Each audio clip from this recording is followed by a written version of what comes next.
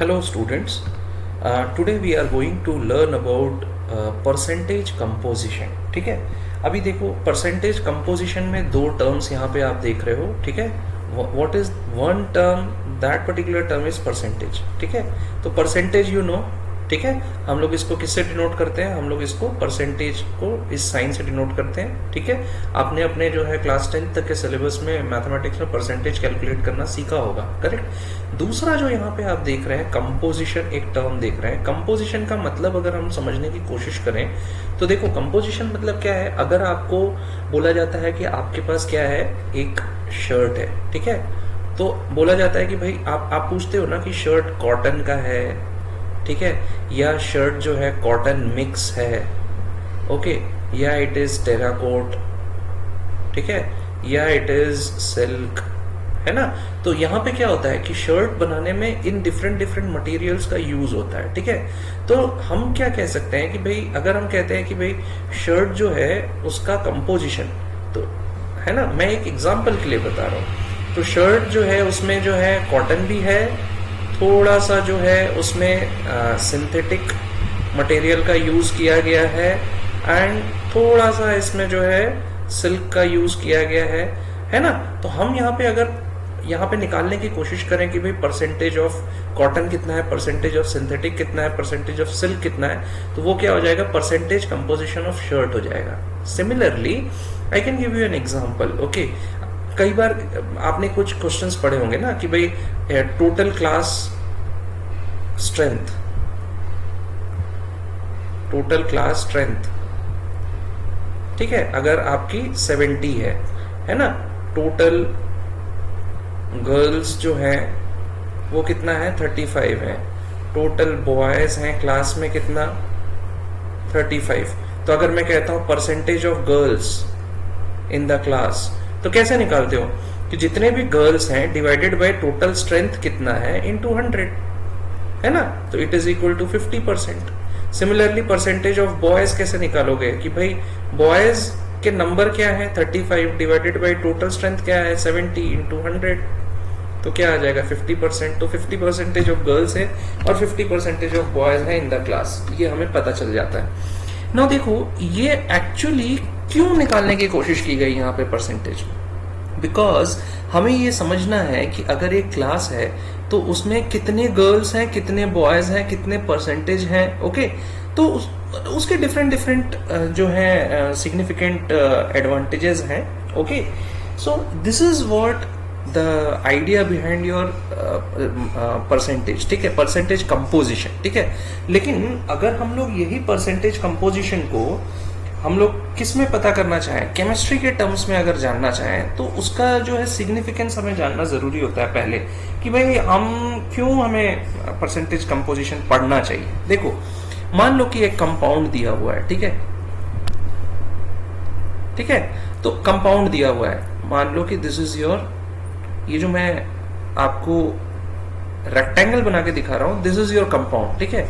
अब देखो इस कंपाउंड में कुछ ब्लैक कलर के मटेरियल्स हैं, ठीक है, कुछ जो हुए मान लो कि ऑरेंज हो गए, कुछ लाइट ब्लू हो गए, ठीक है, कुछ क्या हो गए, ग्रीन हो गए, ठीक है, कुछ हो गए आपके of some other type, fine, कुछ डार्क ब्लू हो गए, है ना, कुछ जो है येलो हो गए, ठीक है। तो यहां पे क्या हो रहा है, देखो ये एक कंपाउंड है, ठीक है। Now in this compound you have different what, you have different elements, ठीक है। तो ये हो गया एलिमेंट 1, ये हो गया एलिमेंट 2, ये हो गया एलिमेंट 3, ये हो गया एलिमेंट 4, ये हो गया एलिमेंट 5, ये हो गया एलिमेंट 6, ये हो गया एलिमेंट 7। तो यहाँ पे क्या हो रहा है कि आपका कंपाउंड जो है 7 डिफरेंट एलिमेंट से बना हुआ है, ठीक है। अब देखो आपको केमिकल रिएक्शंस करने होते हैं, आपको केमिकल लैब्स में आपको जब काम करने होते हैं, अगर मैं आपको कहता हूं कि भाई आपको ये कंपाउंड बनाना है, तो आपको क्या पता होना चाहिए कि कितना, कौन सा element E1 E2 E3 E4 E5 E6 किस परसेंटेज में मिक्स हुआ है एक दूसरे के साथ, है ना। तो वहां पे हमने इससे पिछली वाली क्लास में हमने क्या सीखा है, हमने मोल के बारे में सीखा है, ठीक है। तो लेकिन और हमने मोलर मास के बारे में सीखा है। ठीक है। तो अगर मैं आपको क्या बोल देता हूं कि भाई एक कंपाउंड है ना, अननोन कंपाउंड है, this particular compound is unknown, क्या कंपाउंड है मुझे नहीं पता, ठीक है, और मुझे इसका परसेंटेज कंपोजिशन चाहिए, ठीक है। तो पहला आपका क्वेश्चन क्या होना चाहिए, फर्स्ट क्वेश्चन, ठीक है, कि व्हाट इज इट्स फॉर्मूला। कुछ क्वेश्चंस होते हैं जो यू मस्ट एड्रेस। अगर कोई अननोन कंपाउंड आपको दे दिया है, ठीक है, तो व्हाट इज इट्स फॉर्मूला, है ना। तो भाई व्हाट आर द कंस्टिट्यूएंट्स, है ना, जिनसे ये बना हुआ है कंपाउंड, करेक्ट। एक क्वेश्चन क्या होगा, in what ratio are the constituents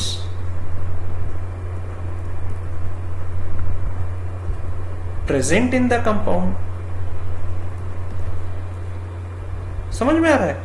सो क्या है भाई, ये तो अननोन के लिए दिया हुआ है ना, when your compound is unknown, fine. Now known compound की बात करते हैं, तो भाई ये सारे इंफॉर्मेशन आपके पास होते हैं। अगर एक नोन कंपाउंड ले लो, ठीक है, कौन सा, मान लो कि मैं आपको CH3 ले लेता हूं, ठीक है, तो या फिर अगर मैंने CH3 ले लिया, ठीक है, अब इसमें मुझे पता है कि what is its formula. First question आपको एड्रेस हो गया। Second question what are is its constituent, वो तो एड्रेस हो गया। क्या हो गया, एक कार्बन है और हाइड्रोजन है ना, उसके कितने एटम्स है क्या है ये नहीं पता है अभी। अब मतलब ये सारी चीजें यहाँ पे क्लियर हो गई कि कार्बन का 1 एटम है, हाइड्रोजन का 3 एटम है, करेक्ट। लेकिन भाई कितने, तीसरा जो क्वेश्चन है कि कितने रेशियो में वो सारे कंस्टिट्यूएंट्स उसमें प्रेजेंट है, ये आपको यहाँ पे पता नहीं चलता है। तो उसके लिए क्या है ना, हमें वो पता करना होता है, और उसके लिए हम लोग क्या है, परसेंटेज कंपोजिशन पढ़ने की जरूरत हमें पड़ती है, ठीक है।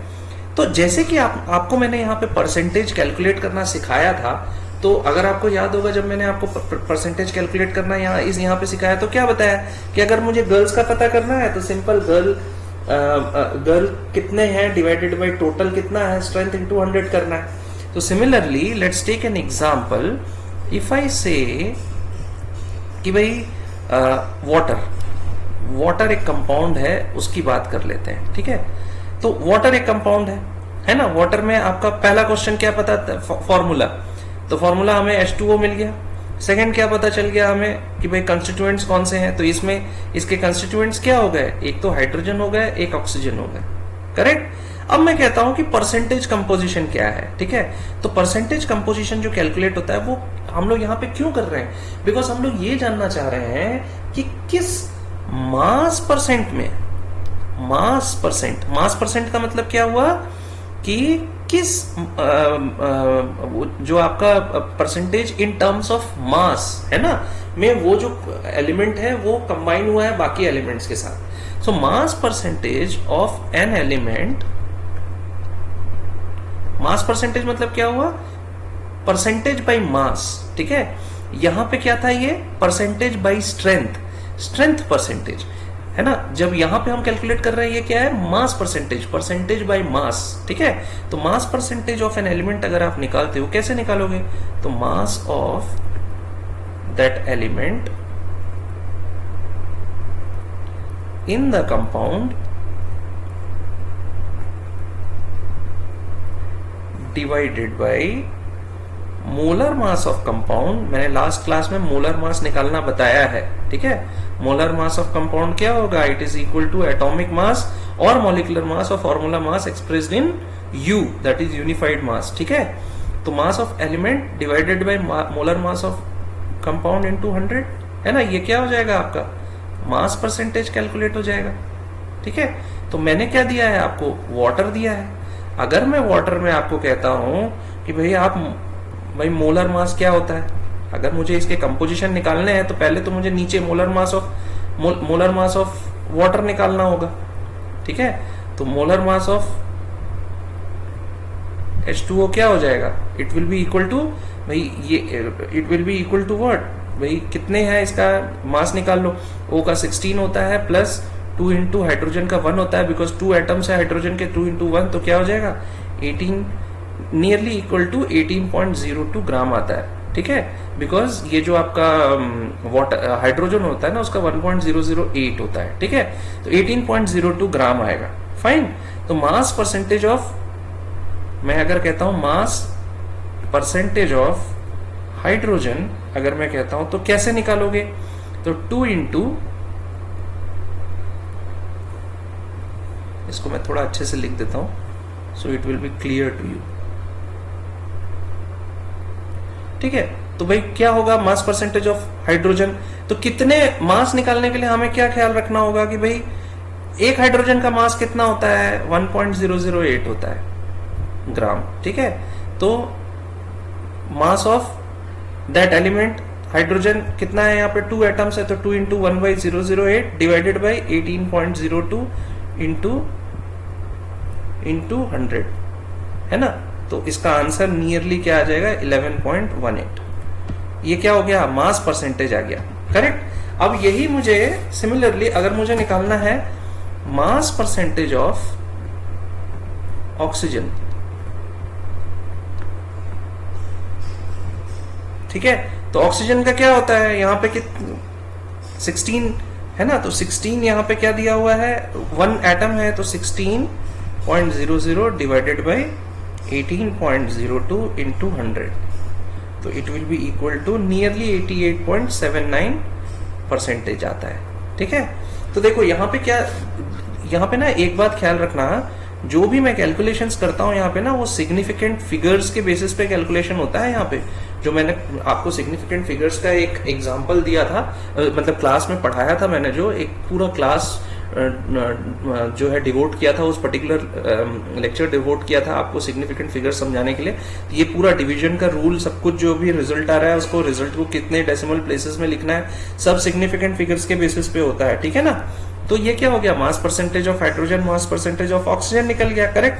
Similarly let's take another example, है ना, this is example number 1, let us suppose, let's take another example, ठीक है। अगर मैं कहता हूं कि भाई आपको क्वेश्चन आ सकता है कि व्हाट इज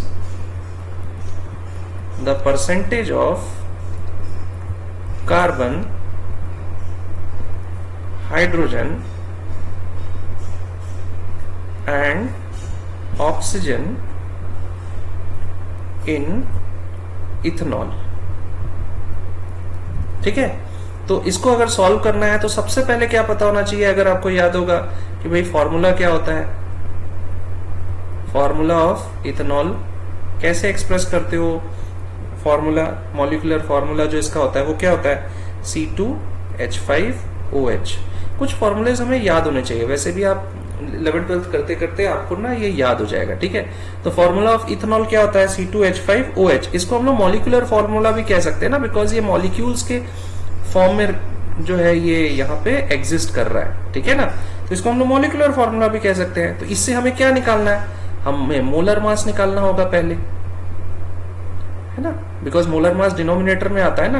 तो molar mass of C2H5OH will be equal to what, तो निकाल लो भाई, C2 है ना। तो कार्बन का क्या होता है, 12.01 होता है मास, इंटू 2 कर दोगे, प्लस 1.008 इंटू 5 कर दोगे, हाइड्रोजन का 1.008, ठीक है। और रेदर 5 की जगह पे 6 करो, बिकॉज H एक और है यहाँ पे, है ना। तो मैं यहाँ पे 5 की जगह पे 6 लिख देता हूं, ठीक है।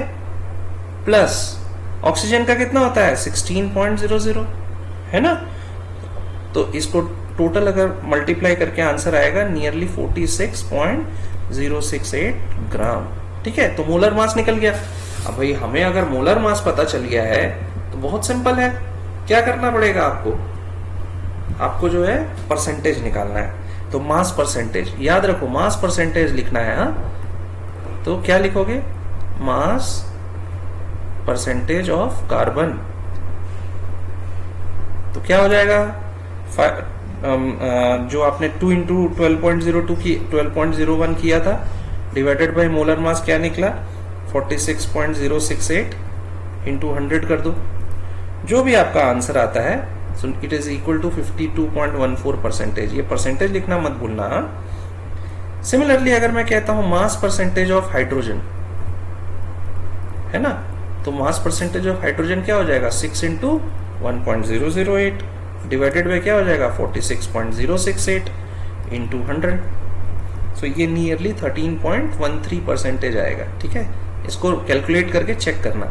वैसे ही अगर मास परसेंटेज ऑफ ऑक्सीजन में कहता हूं, so it will be equal to what 16.00 divided by 46.068 into 100, so it will be equal to what nearly 34.73%।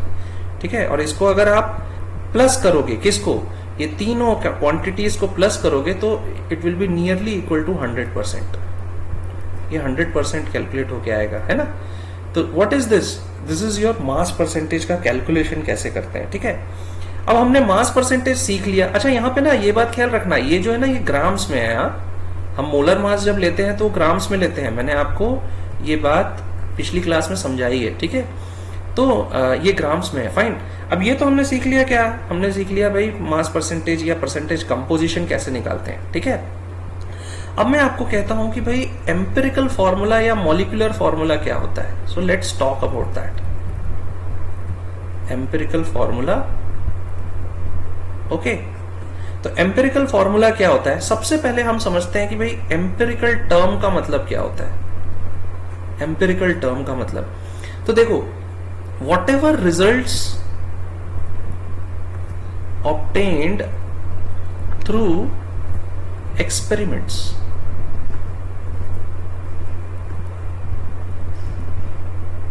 Okay, experimental evaluation, experimental results, experimental observations, है ना, उसके थ्रू जो रिजल्ट्स आता है वो एम्पिरिकल होता है। मैंने इसको एम्पायरल लिख दिया है, इसको मैं एम्पिरिकल में चेंज कर देता हूं। तो एम्पिरिकल का मीनिंग ये होता है, इसको हिंदी में समझो तो इसको हम कहते हैं प्रयोग सिद्धि। मतलब कि आप सिद्ध करने की कोशिश कर रहे हो, प्रूफ करने की कोशिश कर रहे हो थ्रू व्हाट, थ्रू प्रयोग करके, है ना। प्रयोग मतलब एक्सपेरिमेंट्स करके। ठीक है, तो एम्पिरिकल का हिंदी मीनिंग क्या होता है, प्रयोग सिद्धि। ठीक है, तो भाई अब हम लोग अगर एम्पिरिकल फॉर्मूला की बात करते हैं, पहला एम्पिरिकल फॉर्मूला क्या होता है, let's see that.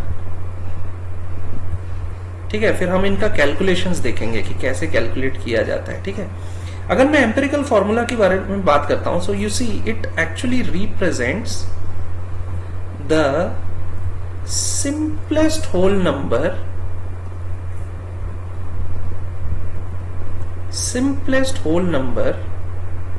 ratio of various atoms that are present in a compound। इसका मतलब क्या है, एम्पिरिकल फॉर्मूला क्या बताता है कि जितने भी एटम्स हैं, ठीक है, एक कंपाउंड में डिफरेंट एलिमेंट्स होते हैं, उनके जितने भी एटम्स हैं उनका सिंपल होल रेशियो में उसको आपको रिप्रेजेंट अगर करना है तो उसको हम क्या कहते हैं, एम्पिरिकल फॉर्मूला। ओके, और एक और टर्म होता है that is known as molecular formula.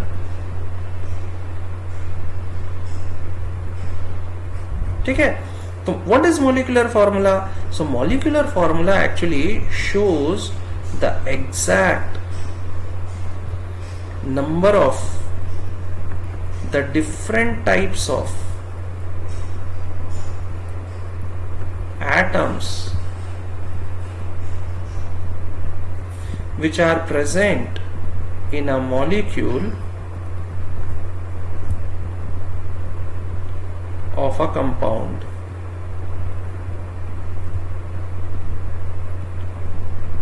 ठीक है, तो इसका मतलब क्या हुआ, एम्पिरिकल फॉर्मूला क्या बताता है कि जितने भी उनके एटम्स हैं, डिफरेंट एलिमेंट्स के एटम्स हैं, वो सिंपल होल नंबर रेशियो क्या है उसका इन a compound.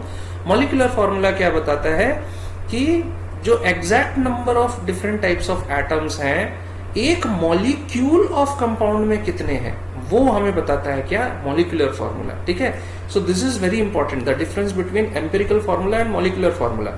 Again let me rephrase, जब हम लोग एम्पिरिकल फॉर्मूला की बात करते हैं तो वहां पे जो डिफरेंट एलिमेंट्स के वेरियस एटम्स हैं वो एक पर्टिकुलर कंपाउंड में उनका whole number ratio, simplest whole number ratio बताता है एम्पिरिकल फॉर्मूला।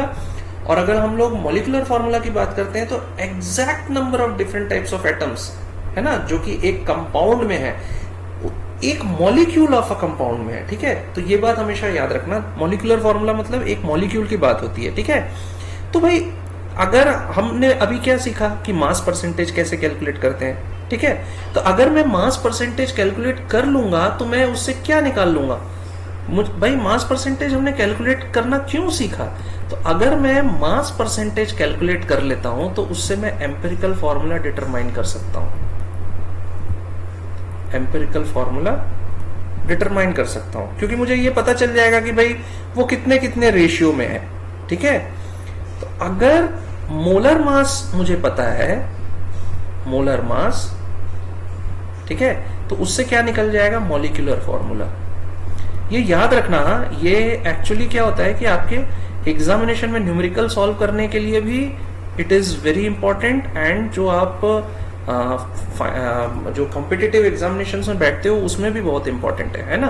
तो अगर आपको मास परसेंटेज पता है तो उससे आप एम्पिरिकल फॉर्मूला कैलकुलेट कर सकते हो, अगर मोलर मास पता है तो मॉलिक्यूलर। तो सिंपल सी बात है ना, अगर कोई आपको कहता है मॉलिक्यूलर फॉर्मूला निकाल के बताओ तो आपको ये बात आपके दिमाग में होनी चाहिए कि भाई मोलर मास मुझे पता होगा तभी तो मैं मॉलिक्यूलर फॉर्मूला निकालूंगा, है ना। तो ये क्या है, सिमिलरली अगर कोई एम्पिरिकल फॉर्मूला बताने बोलता है तो परसेंटेज कंपोजिशन निकालना बहुत जरूरी है, correct.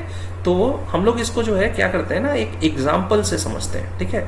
So it will be easy for you कि एम्पिरिकल और मॉलिक्यूलर फॉर्मूला कैसे निकलता है, it will be easy for you to understand, ठीक है। मान लो कि एक कंपाउंड दिया हुआ है, ठीक है। सो अ कंपाउंड कंटेन्स व्हाट, सो वहां पे दिया हुआ है कि 4.07% क्या है, हाइड्रोजन है उस कंपाउंड में, ठीक है। 24.27% क्या दिया हुआ है, कार्बन उस कंपाउंड में। 65% क्या दिया हुआ है, आपका क्लोरीन दिया हुआ है, ठीक है। और क्या बोला है कि भाई मोलर मास क्या दिया हुआ है आपका, 98.96%, सॉरी ग्राम में होता है मोलर मास, ठीक है। मोलर मास को हम लोग ग्राम में रिप्रेजेंट करते हैं, ठीक है। तो अब यहां पे क्या बोल रहा है कि भाई टू फाइंड, क्या आपको निकालना है यहां पे, यहां आपको निकालना है एम्पिरिकल फॉर्मूला, ठीक है, एंड मॉलिक्यूलर फॉर्मूला,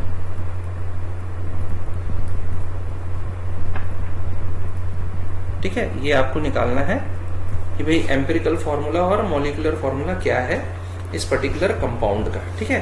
तो हम लोग ना स्टेप वाइज इसका एक्सप्लेनेशन समझते हैं कि आप इसको कैलकुलेट कर कैसे सकते हो, ठीक है। देखो इसका सॉल्यूशन समझते हैं हम लोग। तो सबसे पहले क्या है, देखो स्टेप नंबर 1, ठीक है। सबसे पहले भाई आपको यहाँ क्वेश्चन में क्या दिया हुआ है, मास परसेंटेज दिया हुआ है, ठीक है। मोलर मास आपको दिया हुआ है ग्राम में, मास परसेंटेज दिया हुआ है आपको परसेंटेज में।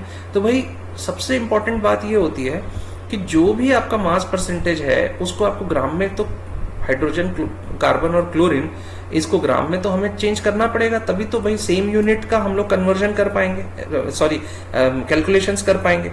तो पहला स्टेप क्या बोलता है कि भाई कन्वर्जन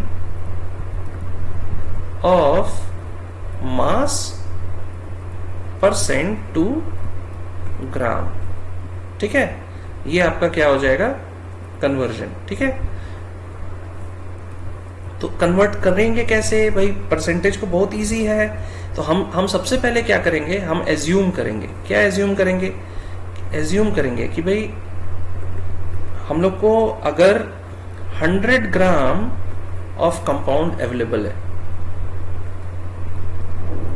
तभी तो हमें पता चलेगा कि भाई कितना परसेंट, कितना ग्राम हाइड्रोजन का है ये, क्योंकि इसका तीनों का ग्राम मिला के 100 तो बनेगा ना, करेक्ट। तो हम लोग 100% तो बनेगा, तो हम लोग उसको क्या करेंगे, 100 ग्राम के टर्म्स में कैलकुलेट करते हैं। तो हमारे पास 100 ग्राम अगर सैंपल है तो बहुत सिंपल हो जाएगा, उसमें से 4.07 ग्राम जो है वो हाइड्रोजन है, ठीक है। और क्या दिया हुआ है, 24.27 ग्राम जो है वो कार्बन दिया हुआ है, और 71.65 ग्राम क्या दिया हुआ है, क्लोरीन दिया हुआ है, ठीक है। इसको प्लस कर लो, जस्ट वेरीफाई करने के लिए एक बार प्लस कर लो, देखो 21, 213, 224, 610, 59, 10, 300, 100.01, देखो अप्रोक्सीमेटली 100% आ रहा है ना ये, ठीक है, 100 ग्राम के आसपास आ रहा है ना ये, इसको जब हम लोग ने प्लस किया तो, ठीक है, अप्रोक्सीमेटली। तो ये क्या है, जस्ट फॉर वेरिफिकेशन मैंने आपको बता दिया। हमने क्या किया, 100 ग्राम का सैंपल लिया, तो उसमें जो परसेंटेज है उसको हम लोग क्या कर लेंगे, 100% में अगर इतना है 4.07, तो भाई 100 ग्राम में हम 4.07 ग्राम, 24.27 ग्राम और 71.65 ग्राम क्लोरीन हमने जो है एज्यूम मतलब आपका प्रेजेंट है ये पता कर लिया। अब आता है आपका second step. What is that second step? भाई convert whatever the you have है ना into number of moles of each element, है ना। अभी आपको समझ में आएगा कि मोल की क्या जरूरत है, अमाउंट ऑफ सब्सटेंस हमें पता होना चाहिए ना। तो भाई कन्वर्ट करने के लिए क्या करना पड़ेगा आपको, अगर मुझे पता करना है कि मोल्स ऑफ हाइड्रोजन, कितना मोल्स ऑफ हाइड्रोजन मेरे पास अवेलेबल है, ठीक है, तो उसके लिए मैं क्या करूंगा, डिवाइड करूंगा किससे, जितना ग्राम ऑफ हाइड्रोजन है डिवाइडेड बाई, भाई अगर आपको याद हो कि हमने मोल निकालने के लिए क्या किया था कि जितना मेरे पास है अभी इस पर्टिकुलर कंपाउंड में डिवाइडेड बाई हाइड्रोजन का कितना ग्राम होता है, तो 1.008 है ना, तो ये कितना आएगा, नियरली 4.04 आएगा, ठीक है। सिमिलरली अगर मैं बोलता हूं मोल्स ऑफ कार्बन, तो कितना कार्बन अवेलेबल है, तो 24.27 ग्राम अवेलेबल है, डिवाइडेड बाय कार्बन का होता कितना है, तो हम लोग कार्बन 12 लेते हैं ना, तो 12.01 ग्राम होता है nearly, so it comes out to be 2.021, ठीक है। सिमिलरली मोल्स ऑफ, इसको कैलकुलेट कर लेना, हाँ मैं यहाँ कैलकुलेशन करके आपको यहाँ पे डायरेक्टली बता रहा हूं कि ये इतना आएगा, ठीक है। अगर आपको सिमिलरली मोल्स ऑफ क्लोरीन अगर आपको फाइंड आउट करना है, तो क्लोरीन का अभी कितना दिया हुआ है, 71.65 ग्राम है ना, दैट इज प्रेजेंट, और क्लोरीन का होता कितना है, तो 35.453 ग्राम, ठीक है। तो ये नीचे वाला क्या है, अगर आप कंफ्यूज हो रहे हो, तो ये जो नीचे वाला है ना, ये कंफ्यूज नहीं होना, ये जो नीचे वाला है इसको हम लोग एटॉमिक मास बोलते हैं। मैंने आपको एटॉमिक मास के बारे में बताया है, ठीक है, एटॉमिक मास हम कैसे कैलकुलेट करते हैं, क्या करते हैं, ठीक है। नीचे वाला क्या है, एटॉमिक मास है, ठीक है। तो ये नियरली इसकी वैल्यू आएगी 2.021, ठीक है।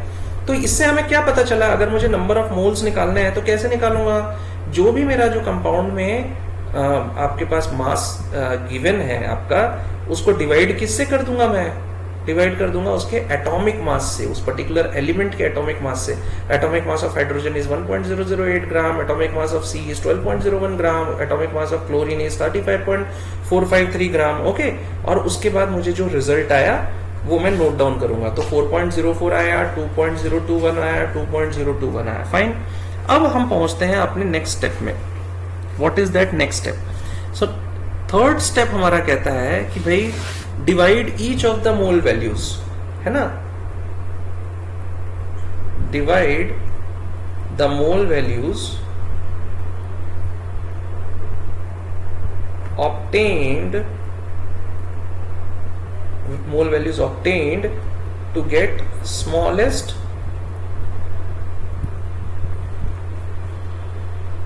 number among them, ठीक है। इसका मतलब क्या है, सिंपल एक रेशियो में आपको डिवाइड करना है, ठीक है। तो अगर मैं मान लो कि ये रेशियो ले लेता हूं, hydrogen is to carbon is to Cl, तो hydrogen is to carbon is to Cl का रेशियो क्या है, 4.04 इज टू 2.021 इज टू 2.021, है ना, 2.021 इज टू 2.021। इसमें मुझे क्या करना है कि भाई स्मॉलेस्ट नंबर इसमें कौन सा है, तीनों में, ये तीनों जो आपको मिला है उसमें स्मॉलेस्ट नंबर क्या है, 2.021। तो 2.021 से मैं क्या करूंगा, जितने भी हैं सबको डिवाइड कर दूंगा, ठीक है। अगर 4.04 को मैं 2.021 से डिवाइड करूंगा तो नियरली 2 आएगा, ओके। सिमिलरली अगर 2.021 को डिवाइड करूंगा 2.021 से तो 1 आएगा, और सिमिलरली थर्ड वाला भी 1 आएगा। तो इससे मुझे क्या पता चल गया कि 2:1 के रेशियो में आपके पास क्या अवेलेबल है, hydrogen carbon and chlorine available है। फाइन। अब मैं आपको किस पे जाऊंगा, अब मैं फोर्थ स्टेप पे जाऊंगा। फोर्थ स्टेप क्या बोलता है कि write down the empirical formula. Write down the empirical formula. How? By mentioning the numbers, है ना, after writing the symbols of each element, है ना। तो मुझे क्या करना है, पहले इसके सिंबल्स लिखने हैं। मैं पहले क्या लिख लेता हूं, C लिख लेता हूं, H लिख लेता हूं, Cl लिख लेता हूं, ठीक है। अब उसके बाद क्या करूंगा, जो भी नंबर्स मुझे आए हैं उसको मैं जस्ट क्या करूंगा, सबस्क्रिप्ट में लिख दूंगा। तो देखो C का क्या है, C का 1 है तो 1 छोड़ दूंगा। H का क्या है, 2 है। Cl, तो मेरा जो आपका एम्पिरिकल फॉर्मूला क्या हो जाएगा, CH2Cl, ठीक है। तो ये CH2Cl क्या है, स्मॉलेस्ट होल नंबर रेशियो में आप जो फॉर्मूला लिखते हो उसको क्या कहते हैं हम लोग, एम्पिरिकल फॉर्मूला बोलते हैं। अब नेक्स्ट हमें क्या निकालना है, so what is this, this is your empirical formula.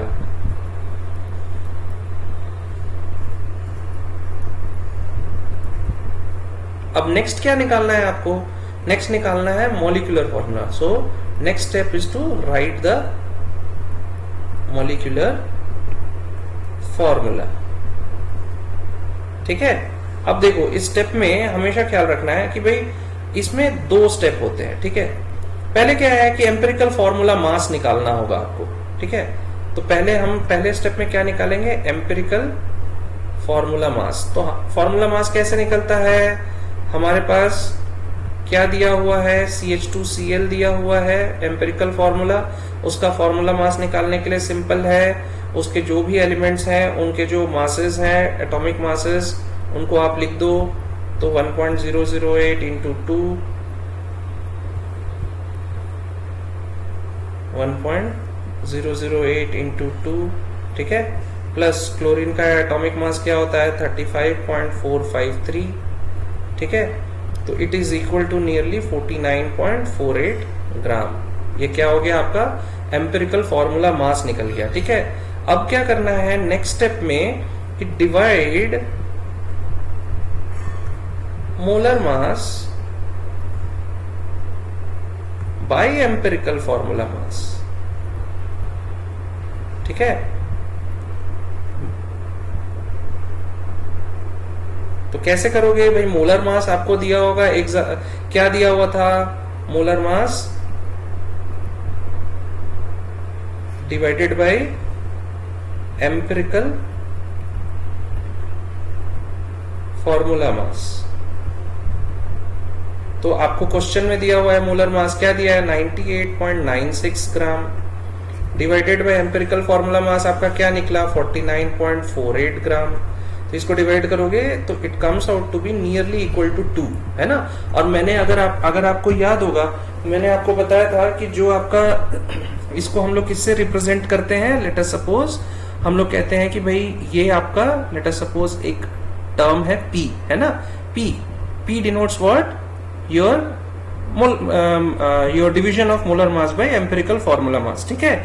तो एक थर्ड पार्ट होता है, what is that third part of step 5, ठीक है।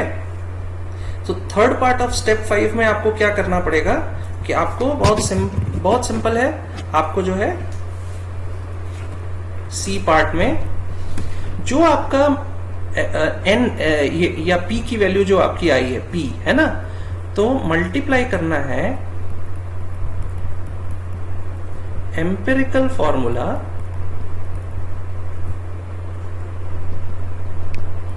बाय पी, ठीक है। तो एम्पिरिकल फॉर्मूला क्या था आपका CH2Cl, फाइन। P की वैल्यू क्या है आपकी 2, डिवाइड मल्टीप्लाई कर दोगे तो हर सबका सब्सक्रिप्ट जो है वो क्या है मल्टीप्लाई बाय 2 हो जाएगा। तो मॉलिक्यूलर फॉर्मूला क्या निकल जाएगा आपका, मॉलिक्यूलर फॉर्मूला मतलब एक मॉलिक्यूल में क्या आ जाएगा आपका C2H4Cl2, this is your what molecular formula, है ना।